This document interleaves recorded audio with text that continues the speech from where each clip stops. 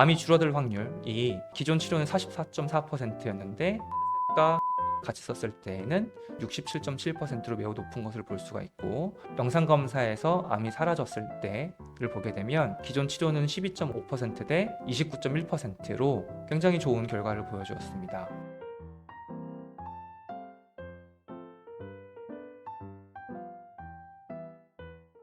안녕하세요. 가천대 일병원 종양내과의 박주환입니다. 오늘은 전이성 요로상피암 항암 치료에 대한 최신 지견에 대해서 설명을 드리도록 하겠습니다. 우선 이제 요로상피암이 무엇인지 저희가 알아야 되는데요. 많은 분들이 좀 헷갈려하는 암입니다. 그래서 요로라는 것이 소변의 길이란 뜻이고요. 신배, 신우, 그 다음에 요관, 그 다음에 그 밑에 오줌을 밟는 방광, 요도까지를 요로라고 저희가 부르고, 그 안쪽에 있는 벽을 상피라고 합니다. 그래서 저희가 요로상피암이라는 것은 거기서 나온 것이고요. 가장 흔한 것은 방광암이고 거의 8, 90%가 방광에서 생깁니다. 암 발생하는 그런 물질들이 방광에 오래 잔류되어 있기 때문에 그럴 것이라고 판단이 되고요. 이거 이외에도 요관도 생길 수 있고 신우에서도 생길 수가 있는데, 이를 상부 요로 상피암이라고 저희가 부르고 약 한 10% 정도에서 생기게 됩니다. 요로상피암과 신세포암을 조금 혼동을 많이 하시는데, 아까 말씀드린 것처럼 이제 신우암, 요로상피암은 소변 길에서 생기는 것이고요. 신세포암, 신장암이라고 불리는 것은 신장의 실질에서 생기는 것입니다. 그래서 위치별로 좀 다르고 암의 형태라든지 치료법이 다르게 됩니다. 요로상피암은 그렇게 흔한 암은 아닙니다. 전 세계에서는 약 10번째 정도의 흔한 암이고 주로 고령층에서 생깁니다. 그래서 75세 이상이 가장 많고, 또는 여성보다 남성에서 흔히 발생합니다. 우리나라에서는 방광암이 남성에서 약 한 8위 정도를 했고요. 이게 2023년도의 자료입니다. 그래서 요로상피암이 엄청 흔한 암은 아니지만 그래도 많이 환자분들이 괴롭고 치료를 많이 요하는 암이어서 굉장히 저희가 중요하게 연구도 하고 치료를 하고 있습니다. 우리가 이제 방광암, 특히 요로상피암으로 확인이 되었을 때 이제 병기를 나눠야 되는데, 가장 중요한 것은 이렇게 요로는 여러 가지 층으로 이루어졌다는 겁니다. 그래서 가장 안쪽이 그러니까 아까 말씀드렸던 요로상피 조직이 있고, 그 다음에 그 바깥쪽이 고유층, 결합 조직이 있고, 그 다음은 근육층이 있습니다. 그래서 이 근육층이 굉장히 중요하고요. 그 바깥에는 지방 결합 조직이 있습니다. 그래서 근육층 안쪽에 생기는 거는 저희가 비근육 침문성 방광암으로 저희가 하고, 치료법이 좀 달라지고요. 근육층을 침범하는 것부터는 좀 재발의 위험성이 있는 좀 위험한 질환으로 인식을 하게 됩니다. 그래서 오른쪽 아래에 이렇게 보시는 것처럼 T1이라고 되어 있는 것은 근육을 침범하지 않은 것, 그다음 T2부터는 우리가 이제 근육을 침범한 경우를 뜻합니다. 그래서 보시면 비근침윤성이라고 하게 되면은 아까 말씀드린 것처럼 상피에 국한하는 것이고 1기에 해당이 되고요. 이런 경우는 거의 대부분입니다. 75% 정도가 비근침윤성 방광암이고, 치료는 내시경적 절제술을 합니다. 또는 위험한 경우는 방광 내에 항암 치료를 하기도 하고, 치료는 굉장히 잘 돼서 5년 생존율은 80에서 95%인데 재발률이 꽤 높습니다. 그래서 굉장히 환자분들을 괴롭히는 암이고, 근침윤성으로 넘어가게 되면 2기가 되고요. 빈도는 약 20%인데 방광을 적출하는 수술을 받게 됩니다. 그래서 삶의 질에 굉장히 영향을 많이 주게 되고, 방광을 이제 살리고자 하면 항암 방사선 동시요법을 하게 되고, 5년 생존율은 많이 떨어지게 됩니다. 그래서 크게는 50% 정도까지로 보고가 되어 있습니다. 저희가 오늘 다뤄볼 것은 다른 장기로 퍼져 있는 경우를 저희가 전이성이라고 부르는데, 타장기로 가는 것만으로도 저희는 사기라고 부릅니다. 그래서 뭐 개수라든지 위치 상관없이 방광을 벗어나게 되면 저희가 전이성이라고 부르고, 또는 국소 림프절을 벗어난 멀리 있는 원격 림프절 전이가 동반된 경우에도 전이성이라고 부르게 됩니다. 처음 진단 때부터 이렇게 전이성으로 되어 있는 경우는 5에서 10%, 작게 잡으면 5% 미만으로 되어 있고요. 치료는 이미 혈액을 타고 암세포가 퍼졌기 때문에 수술과 방사선 치료는 하지 않고 전신항암 치료하는 게 원칙입니다. 이런 경우는 예후가 좀 안 좋은 편에 속해서 5년 생존율이 10에서 20%, 최근에는 약제들이 많이 개발되면서 그 이상까지 보고되는 경우가 있습니다. 진행성 전이성 요로 상피암 치료제를 보게 되면 최근까지만 해도 치료제가 딱 하나뿐이었습니다. 그래서 최근에는 이제 많은 약제들이 개발되면서 선택지가 많아졌고, 이 때문에 이제 많은 환자분들한테 어떤 치료를 해야 가장 적합할지를 이제 의사들도 굉장히 고민하고 있습니다. 10년 전까지만 해도 세포독성 항암제가 거의 유일한 항암제였고, 시스플라틴이라고 하는 백금 기반 항암 치료가 주가 되었습니다. 그래서 보시면은 1978년도에 시스플라틴이라는 약제가 나왔고 그 이후에는 계속 이 백금계 항암제 기반으로 항암제가 이루어지다가 2016년도에 이제 면역 항암제가 도입이 돼서 일부 환자에서는 이제 오랫동안 치료 효과가 지속되기 시작해서 장기 생존을 하는 환자분들이 이제 생기기 시작했고요. 2019년도부터는 표적 치료와 항체 약물 접합제라고 하는 이제 ADC라고 하는 신약이 개발이 되면서 치료들이 굉장히 다각화되기 시작했습니다. 항암제의 종류에 대해서 좀 간략하게 설명을 드리면 세포독성 항암제는 우리가 흔히 힘든 항암제, 그다음 머리도 빠지고 좀 메스껍고 이런 거라고 생각하시면 됩니다. 그래서 정상세포와는 다르게 빠른 속도로 무분별하게 분열하는 암세포의 특성을 이용해서 공격하는 것입니다. 그래서 빠르게 자라는 세포들은 다 공격한다라고 이제 생각하시면 되겠고, 이렇기 때문에 세포 분열이 있는 정상세포들도 공격을 받게 됩니다. 그래서 비선택적 공격을 받게 되고, 이것이 다양한 부작용의 원인이 됩니다. 이 작용은 유전체, DNA들이 복제되거나 또는 염색체가 분리되는 과정을 방해해서 세포가 하나에서 두 개가 되는 것을 방해하게 되고요. 약제의 용량의 증가함에 따라 항암의 효과와 부작용이 모두 증가하는 것을 볼 수 있습니다. 그래서 이 세포독성 항암제는 환자가 견딜 수 있는 최대한의 용량을 쓰는 게 가장 효과적일 수밖에 없고, 이 때문에 많은 환자분들이 세포독성 항암제를 할 때 많이 힘들어하는 경우가 있습니다. 요로상피암에서 항암제는 어떤 걸 쓰게 되냐면 백금계 항암제가 가장 기본입니다. 시스플라틴과 카보플라틴이라고 하는 이 플라틴으로 끝나는 항암제가 가장 기본이고, 젬시타빈과 시스플라틴 또는 젬시타빈과 카보플라틴이 현재 표준으로 가장 많이 쓰이고 있습니다.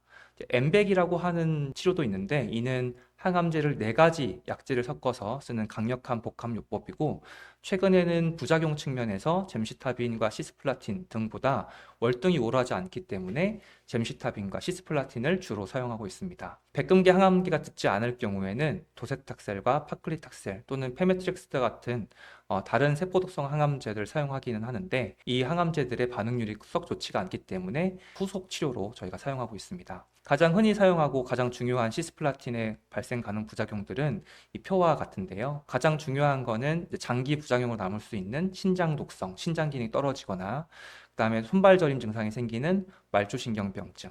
시스플라틴 같은 경우는 주사를 맞는 동안이 아니라 맞고 나서도 신경병증이 증가할 수 있기 때문에 좀 조기가 편하고, 그다음 이명과 청력 변화가 있을 수 있습니다.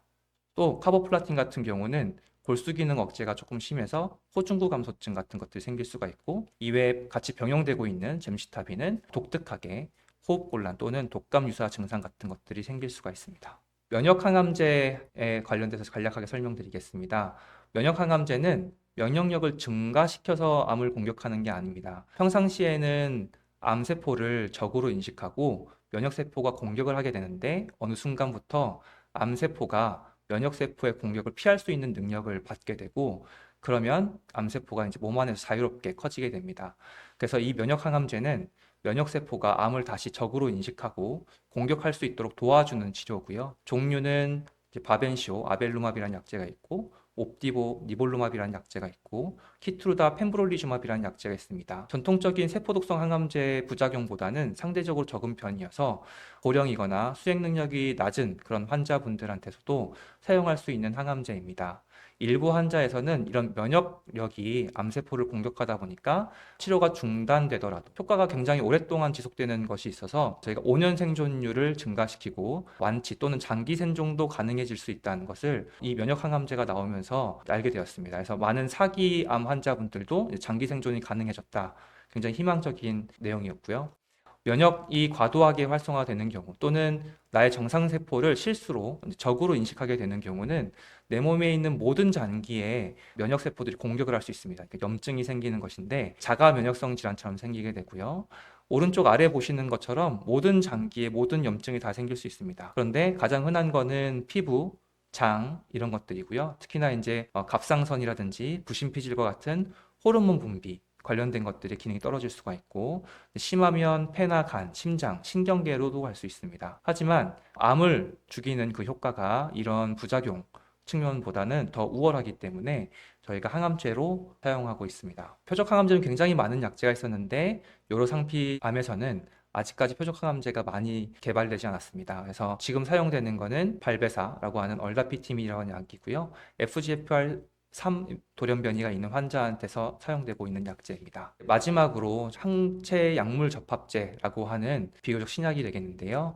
요거에 대한 좀 개념을 설명드리겠습니다. 이제 ADC라고 불리는 약제고 최근에는 이제 각광을 받고 있는 약제입니다. 보시면은 이제 왼쪽 크게 항체가 이렇게 있고 예전에는 이 항체만 주사하는 경우는 이제 표적 항암제로 저희가 불렸는데 이 항체에 세포 독성 항암제인 이 약물을 이렇게 링커라고 하는 연결고리를 가지고 연결해 놓은 겁니다. 그래서 이 표적 항암제가 이 표적 항원한테 가서 달라붙게 되고 이게 세포 안쪽으로 들어가서 세포 독성 항암제가 세포 안쪽에서 분리되면서 이제 독성 효과로 암 치료가 되는 것입니다. 그래서 최근에 사용되는 거는 파드셉이라고 하는 엠포투맙 베독틴이라는 약제이고 베독틴이라고 하는 것은 우리가 흔히 알고 있는 세포 독성 항암제 약물이고 엠포투맙이라고 하는 거는 이제 표적 항암제인 단일 클론 항체입니다. 그래서 이 두 가지를 연결해서 만든 약이 엠포투맙 베독틴 파드셉입니다. 그래서 항체에 이렇게 연결을 부위를 이제 만들어서 세포 독성 항암제 이렇게 달고 있고요. 이게 암세포에 이렇게 붙게 되면 이 항체가 세포 안으로 들어가게 되고 이 안에서 분리가 되면서 세포 독성 항암제가 항암 효과를 일으키게 되는 기전의 약제입니다. 그래서 이렇게까지 이제 약제에 대한 기본 개념들을 저희가 봤고요. 우리가 이제 전이성 요로상피암 환자분들을 치료하는 목표는 어떻게 되느냐? 가장 중요한 거는 삶의 질을 높이고 생명을 연장하는 것입니다. 그래서 암의 완치가 일단은 어렵다라고 이제 대부분들은 알고 있는데 이런 전이성 암에서는 병의 진행을 늦추고 증상을 조절하는 것이 제1 목표가 됩니다. 그래서 생명을 연장시키는 것, 즉 암을 줄이거나 또는 진행 속도를 최대한 늦춰서 더 오래 살 수 있도록 하는 것이 첫 번째 목표이고 그 다음에 증상 완화, 통증, 호흡곤란과 마비 이런 것들, 장폐색 증상 등을 이제 완화시키는 목적이 두 번째가 되겠습니다. 그래서 이를 통해서 삶의 질을 향상시키는 것이 가장 궁극적인 목표이고요. 신체 기능을 유지하고 일상생활과 사회생활을 평상시처럼 할 수 있게끔 하는 것이 가장 중요하겠습니다. 그래서 여기서는 이제 뭐가 제일 중요하냐 이것들은 사실 정해진 것은 없고 환자분들의 가치관이라든지 목표하는 바에 따라서 의료진과 함께 논의를 해서 저희가 치료제를 결정하고 있습니다. 이 항암제 자체가 부작용이 있고 힘들지 않은 치료가 아니기 때문에 삶을 연장시키는 게 더 중요한지 또는 부작용을 얼마만큼 견뎌낼지 등을 의료진과 함께 논의를 하고 있습니다. 고식적 1차 항암 치료 같은 경우는 예전에는 백금 기반 항암 치료 하나 있었는데 최근은 이렇게 네 가지를 결정할 수 있겠습니다. 중요한 거는 이 위에 세 가지를 저희가 한번 이제 훑어볼 것이고요. 키트루다라고 하는 면역 항암제 단독 치료는 이제 이 위에를 쓸 수 없는 그런 환자분들 수행 능력이 좀 낮고 이런 분들한테 좀 사용하게끔 되어 있고 이 세 가지 약제는 지금 표준 치료로 들어와 있습니다. 첫 번째는 백금 기반 항암 치료 후에 바벤시오라고 하는 면역 항암제를 유지하는 치료고요. 두 번째는 처음부터 면역 항암제와 젬시타비 시스플라틴을 같이 사용하는 거. 그럼 최근에 개발된 약제인 ADC, 파드셉이라고 하는 약제와 면역 항암제를 병용하는 키트루다 파드셉 병용요법 이 세 가지를 알아보겠습니다. 고식적 1차 치료에서 근 50년 동안 표준 치료가 되었던 이 백금계 항암 치료입니다. 시스플라틴이 투여 가능한 환자와 시스플라틴이 투여 불가능한 환자로 나뉘게 되고 시스플라틴을 사용하는 경우에는 ORR 반응률이라고 보는데 암세포가 10cm면 이게 7cm까지 줄어드는 경우 30% 정도의 길이가 줄어드는 경우를 부분 관해라고 보고요.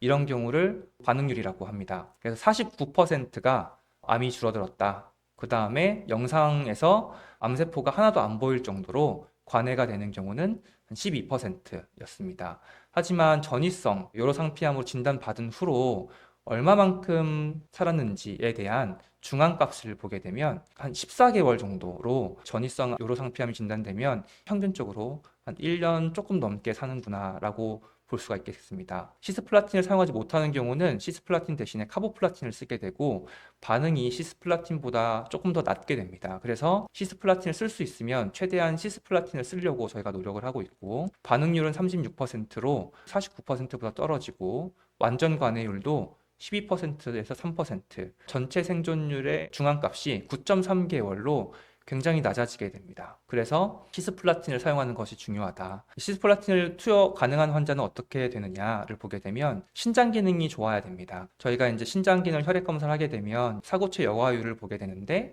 60이 이상이거나 또는 전신 상태가 도움이 없이 일상생활이 가능한 정도여야 되고 또는 부작용에 청력저하가 있었기 때문에 심한 청력저하가 없어야 되고 신경통이 없는 사람들 그리고 심부전 증상이 심하지 않은 분들이 대상이 됩니다.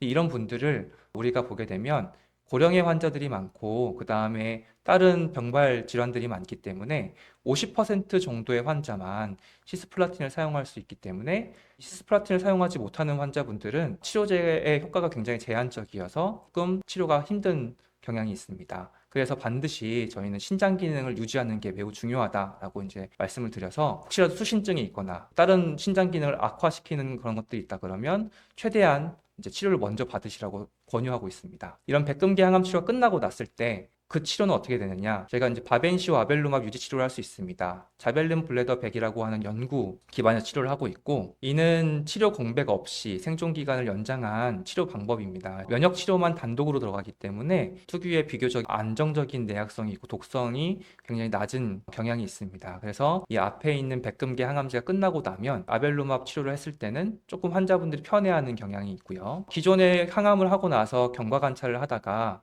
진행이 되고 나서 2차 치료를 들어갔던 반면에 이제 이 바벤시오 유지 치료를 하게 되면서 항암을 하고 이어서 유지 치료를 하게 됩니다. 그래서 초기 백금계 항암 치료를 4에서 6주기 하고 나서 약 한 달에서 한 2달 반 정도 휴지기를 가진 다음에 이전 치료에서 암이 진행되지 않았을 때는 이 바벤시오 유지 요법을 시작할 수가 있고 2주 간격으로 저희가 지속해서 치료를 받게 됩니다. 근데 이제 우리나라의 급여 여건상 이제 2년까지 급여가 되기 때문에 많은 분들이 2년까지 투여를 받고 있습니다. 그래서 무진행 유지요법 중에 최초로 이제 전체 생존율 이득을 입증했고요. 중앙 생존 기간이 기존 치료가 15.0개월에서 24.8개월로 굉장히 좋은 효과를 보여주었습니다. 즉 이제 사망 위험을 약 기존 치료 대비 24% 정도 감소를 해주었고요. 그 다음은 이제 옵디보라고 하는 면역 항암제에 기존 표준 치료였던 백금계 항암제를 같이 하는 겁니다. 체크메이트 901 연구에서는 시스플라틴을 사용 가능한 환자들만 대상으로 해서 이제 이렇게 연구를 발표를 했고요. 옵디보랑 병역요법을 할 때는 시스플라틴이 사용 가능한 환자만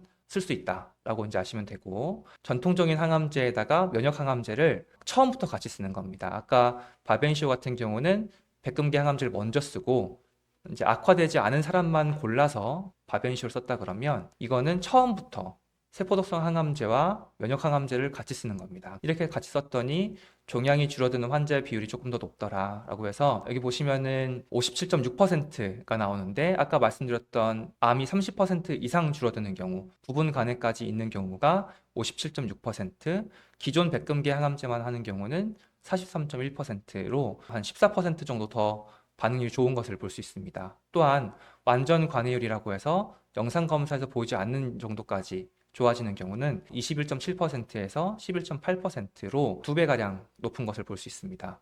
실질적으로 이게 이제 생명의 기간을 연장시켜 주느냐를 보게 되면 보시는 것처럼 옵디보라는 약제를 같이 썼을 때 21.7개월이고 그 다음에 기존 표준 치료 젬시타빈과 시스플라틴을 사용한 분들은 18.9개월 정도로 사망률을 한 22% 정도 낮추는 것을 볼 수 있습니다. 추가 분석을 했을 때는 이제 원격 림프절 전이만 있는 경우에는 조금 더 효과적이다라는 연구 결과가 좀 발표된 적이 있고 면역 치료를 같이 하기 때문에 면역 항암제의 부작용은 있었지만 면역 항암제 따로 그 다음에 세포독성 따로 알려져 있던 기존 독성 범위 내에서 충분히 조절이 가능한 정도의 부작용이 있었습니다. 그래서 이것도 표준 치료 중 들어와 있습니다. 킵투르다 펜브롤리주맙과 엠포투마 베도틴, 파드셉이라고 하는 약제 이 두 가지의 병용요법인데요. 이 두 가지는 기존에 이제 백금 기반 항암 치료가 가장 표준이었는데 전이성 요로상피암의 1차 치료로 새로운 기준을 제시한 겁니다. 무진행 생존 기간과 그다음 전체 생존율을 유의하게 연장을 했고요.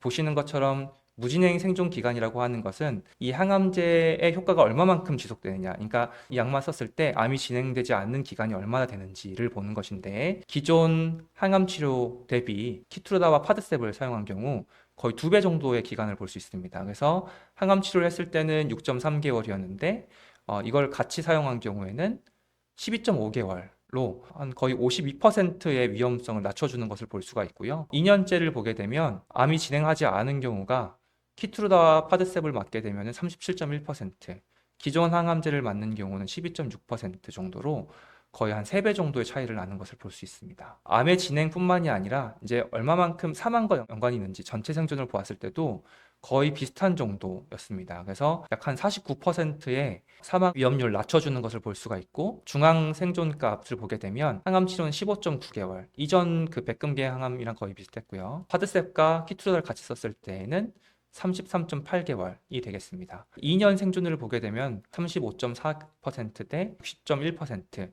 그래서 키투르다와 파드셉이 거의 한 2배 정도의 장기 생존이 유리하다는 것을 볼 수가 있습니다. 또한 기존 치료 대비 반응률이 높았는데요. 암이 줄어들 확률이 기존 치료는 44.4%였는데 이 항암제는 67.7%로 매우 높은 것을 볼 수가 있고, 완전 관해율, 그러니까 영상 검사에서 암이 사라졌을 때를 보게 되면 기존 치료는 12.5%대 29.1%로 굉장히 좋은 결과를 보여주었습니다. 추가적으로 이제 추가 분석이 되었는데요. 아까 우리가 시스플라틴을 쓸 수 없는 그런 신기능이 안 좋고 병발 가치 있는 질환으로 백금계 중에 시스플라틴을 못 쓰고 카보플라틴이라는 약제를 써야 되는 환자분들은 중앙 생존값이 한 9개월 정도였는데, 그런 환자들을 따로 이제 보였을 때도 굉장히 좋은 결과를 보여주었습니다. 그래서 18개월 생존율을 보게 되면 38.2%대 68.4% 정도였고요. 반응률도 보시게 되면 이 카보플라틴이라는 약제를 썼을 때는 약 30%, 34.9%였는데 이 환자들도 시스플라틴을 사용한 거랑 상관없이 이 파드셉과 키트루다를 사용한 것만으로도 63.9%라는 매우 좋은 반응률을 보여주고 있어서 이 시스플라틴을 사용 못하는 환자들에서도 굉장히 좋은 치료가 될 수 있다 라는 것을 보여주었습니다. 이 약제들은 좀 생소해서 주의 깊게 관찰이 필요한 부작용들이 있습니다. 피부 이상, 손발 저림, 혈당 상승, 안구 증상들이 있고, 피부 반응은 한 3분의 2 정도에서 생겼고, 정말 이제 좀 심한 경우는 한 15% 정도에 생겼고요. 손발 저림 증상 같은 경우는 한 63%, 정말 심한 경우는 한 6.8%여서 그렇게 심하지는 않았습니다. 안구 장애랑 안구 건조증도 있었는데 약 한 20%에서 생겼고, 등급 3이라고 하는 거는 정말 생활이 불편할 정도인데 그런 정도까지는 보고되지 않았습니다. 그 이외에도 고혈당증이 있었는데요. 혈당, 당뇨가 생기는 경우가 한 13% 정도가 있었고, 좀 심하게 확인이 되는 경우는 6% 정도 있었습니다. 그래서 보시면은 이런 것들이 이제 장기간 투여했을 때 좀 주의를 해야 되는 부작용들입니다. 전이성 요로상 피암 치료 가이드라인을 보게 되면 유럽과 이제 NCCN이라고 하는 저희가 참고하는 치료의 가이드라인입니다. 치료 경험이 없는 진행성, 정의성 요로상 피암에서는 이 파드셉과 키투르다를 첫 번째로 사용하게끔 되어 있고, 트루다 또는 파드셉을 쓸 수 없는 금기인 환자분에서는 시스플라틴 투여 가능 여부에 따라서 아까 말씀드렸던 옵디보와 젬시타빈 시스플라틴을 사용하든지, 아니면은 면역 항암제 쓰지 않고 일반적으로 그냥 백금계 항암제를 하고 나서 아벨루맘 유지 치료를 하는지를 선택하게끔 되어 있고, NCCN이라고 하는 치료 가이드라인에서도 선호하는 치료법으로는 파드셉과 키트루다가 올라와 있습니다. 그래서 아무래도 이제 부작용 측면도 있지만 그 치료 대비 효과가 굉장히 우월하게 확인이 되었기 때문에 좀 더 선호되는 약제로 되어 있고, 그 이외에도 치료제들이 굉장히 많고요. 카테고리 1이라고 되어 있는 거는 그 연구 결과의 그 근거 수준이 굉장히 높은 것이기 때문에 어떤 치료도 표준 치료로 잘 사용할 수 있습니다. 어떤 약제가 가장 좋은가? 사실은 어떤 단 하나의 약제가 모든 환자한테 다 좋을 수는 없습니다. 전이성 요로상 피암 1차 치료에서는 가장 좋은 약은 환자 상황에 가장 잘 맞는 치료라고 생각을 합니다. 우리가 항암 치료를 고를 때 너무 많은 요인을 생각을 합니다. 가장 크게는 환자, 질환, 치료, 그 다음에 기타 요인들이 있는데, 환자 요인은 당연히 환자의 나이를 봐야 되고, 환자의 수행 능력, 그 동반 질환, 그 다음에 아까 말씀드렸던 생존을 더 우선시하는지, 삶의 질을 우선시하는지, 이런 것들, 그 다음 부작용을 얼만큼 내가 건질 수 있는지, 이런 것들을 보게 되고요. 질환 요인은 종류, 분자 유전학 지표, 병기, 이 암으로 인해서 증상이 지금 있는지 없는지 여부, 암이 빨리 얼마나 진행되는지, 이런 것들을 보게 되고요. 치료 요인으로서는 항암제 독성, 반응률, 치료 기간, 치료의 편리성 등을 보게 됩니다. 이거 이외에도 이전에 치료가 얼마나 반응이 좋았는지를 보게 되고, 또한 항암제들은 비급여 항암제들도 있기 때문에 굉장히 비싼 경우가 있습니다. 그래서 이런 비급여 항암제가 가능한지 이런 것들도 굉장히 치료제를 결정하는데 많은 생각을 하게 됩니다. 그래서 고식적 1차 치료에서 우리가 암이 진행했을 경우는 고시적 2차 치료, 그 이후에는 3차 치료, 4차 치료가 넘어갈 수 있는데, 일반적으로 2차 치료 때는 1차 치료에서 사용하지 않았던 항암제를 선택하는 것이 기본입니다. 그래서 앞에서 면역 항암제를 사용하지 않았다 그러면 2차 치료에서는 키투르다라고 하는 펜브롤리즈맙을 사용할 수가 있고, 또 이전에 백금계 항암제랑 면역 항암제를 다 사용했을 경우에는 파드셉이라는 약제를 쓸 수가 있고, 또는 유전자 돌연변이 검사를 해서 FGFR3 돌연변이가 있다 그러면 면역 항암제 사용 후에 발베사라는 약제를 쓸 수 있습니다. 표적 항암제고, 그 외에 다른 것들을 할 수가 없다, 또는 이제 비급여 약제를 쓸 수가 없다, 그런 경우에는 백금 항암제를 썼을 때 반응이 얼마나 좋았는지, 그리고 그 치료 후에 얼마만큼의 그 치료 휴지기가 있었는지에 따라서 백금계를 다시 사용할 수도 있고, 파크리탁셀이라는 항암제 또는 페메트릭스라는 항암제를 쓸 수 있습니다. 또한 최근에는 이제 허가 초과요법으로 헐투라고 하는 면역 염색 검사에서 양성이 나오면 N-O2라고 하는 트레스투맙 데루스테칸이라고 하는 ADC 약제인데요. 이것도 사용할 수가 있습니다. 기존 세포독성 항암제를 2차 이후에 쓰게 되면은 굉장히 효과가 제한됩니다. 위에가 이제 파클리탁셀이고 밑에가 페메트릭스라는 약제인데, 반응률이 약 10% 언저리고요.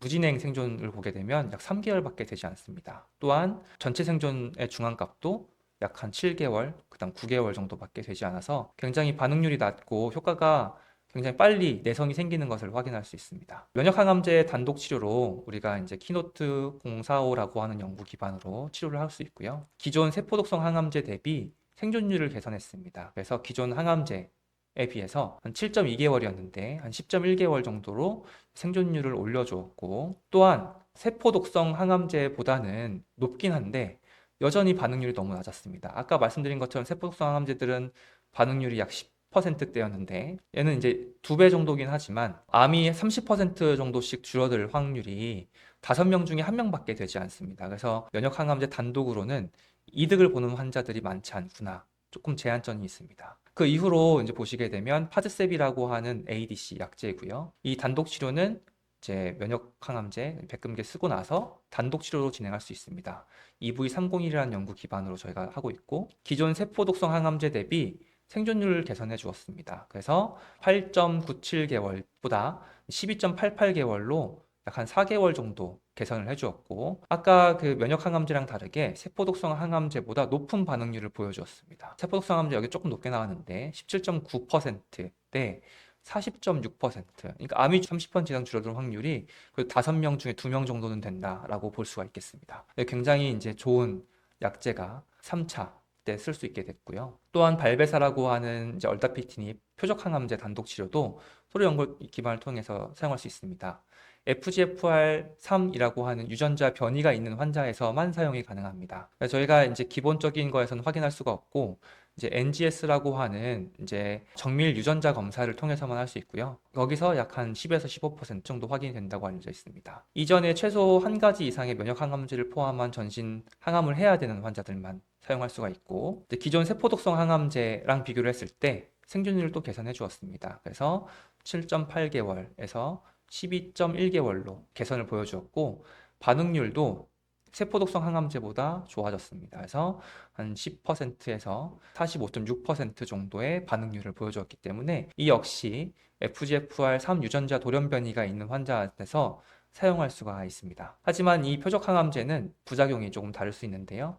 구강건조라든지 안과 질환, 그 다음에 소화기 부작용 같은 것들, 고인상혈증 같은 것들이 생길 수가 있어서 이제 항암제 치료할 때 정확한 그 부작용 숙지하는 것이 중요하겠습니다. 그래서 아까 말씀드린 것처럼 많은 의사 선생님들께서 정밀 유전자 검사, 즉 NGS 유전자 검사를 하자고 이제 권유를 할 겁니다. 이는 나만의 암의 정보를 이제 확인하는 것이고, 이를 통해서 표적 항암제를 쓸 수 있는지 여부를 확인할 수가 있게 되겠고, 맞춤 치료를 할 수 있는 중요한 열쇠가 됩니다. 한 200개, 수백 개의 암 관련 유전자를 한꺼번에 분석을 하게 되고요. 기존에 했던 조직 검사에서 얻은 조직 가지고 진행하기 때문에 새로운 시술 같은 것들은 하지 않습니다. 그래서 이를 통해서 유전자 돌연변이를 확인하게 되면 지금 이제 표준 치료 쓸 수 있는 거는 FGFR 3번 유전자 변이가 있는 경우는 아까 말씀드린 것처럼 특정 표적 항암제를 사용할 수가 있고, 또한 아직까지는 개발되지 않았지만 특정 표적을 삼는 그런 신약이 나왔을 때 임상시험에 등록해서 치료를 받을 수 있는 것을 확인할 수 있습니다. NGS 검사는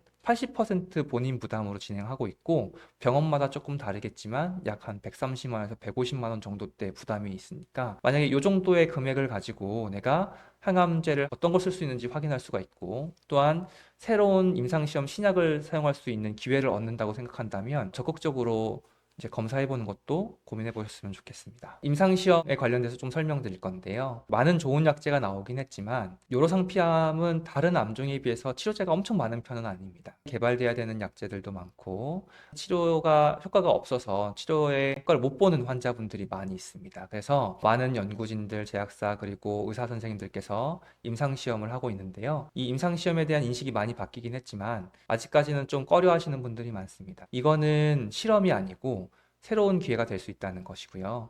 장점은 기존 표준 치료 대비 우월할 수 있는 가능성이 있는 그 신약을 선제적으로 사용한다는 것이고요. 그 다음에 전문 의료인과 전담 코디네이터들이 세밀하게 관리해준다는 장점이 있을 수 있고요. 비용 부담 없이 최신의 치료를 받아볼 수 있다. 또는 치료법이 없는 환자한테서 치료를 한번 시도해 볼 수 있다라는 장점이 있을 것이고요. 하지만 아직 입증되지 않은 것이기 때문에 기존 치료법보다 좋지 않거나 또는 원치 않는 부작용이 생길 수 있습니다. 또한 임상시험 때문에 방문과 검사 빈도가 증가할 수 있고요. 위약분에 배정될 확률도 있는 연구들이 있습니다. 그래서 이를 가지고 잘 의료진과 상의를 해보시는 게 좋겠고요. 환자는 이제 임상시험에 참여 동의하거나 거부할 수 있는 권리가 있고, 이때 이제 환자가 받게 될 진료에는 영향받지 않기 때문에 의료진과 상담하실 때 참고하셨으면 좋겠습니다. 치료제가 최근 10년간 굉장히 많이 발전했습니다. 요로상피암도. 그래서 기존 세포독성 항암제, 백금계 항암제에서 면역 항암제, 그리고 최근에는 표적 항암제와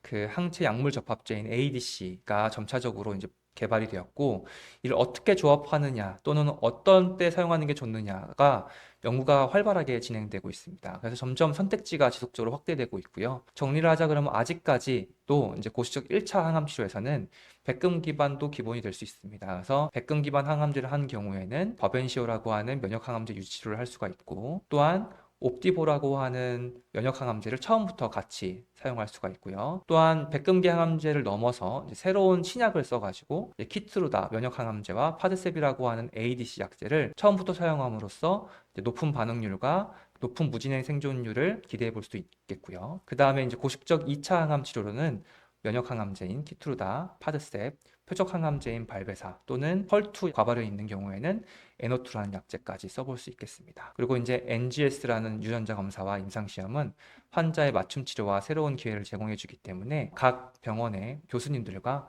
잘 상의하셔서 좋은 치료 결정하시고 좋은 결과가 있었으면 좋겠습니다. 강의를 마치도록 하겠습니다.